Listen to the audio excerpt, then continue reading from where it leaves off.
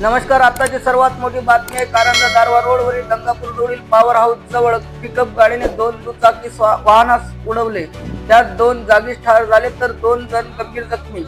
जखमीमध्ये सौ जया जयसिंगपुरे व माणिक राठोड अशी जखमींची नावे असून या अपघातात मृत झालेले सुभाष किसन चव्हाण राहणार शिक्षक कॉलनी कारंजा लाड व नाना जयसिंगपुरे राहणार खरडगाव हल्ली मुक्काम यशवंत कॉलनी कारंजा लाड अशी मृत झालेल्यांची नावे असून पुढील तपास कारंजा पोलीस करीत आहे, असे आमचे प्रतिनिधी रामधन जाधव यांनी कळवले. धन्यवाद.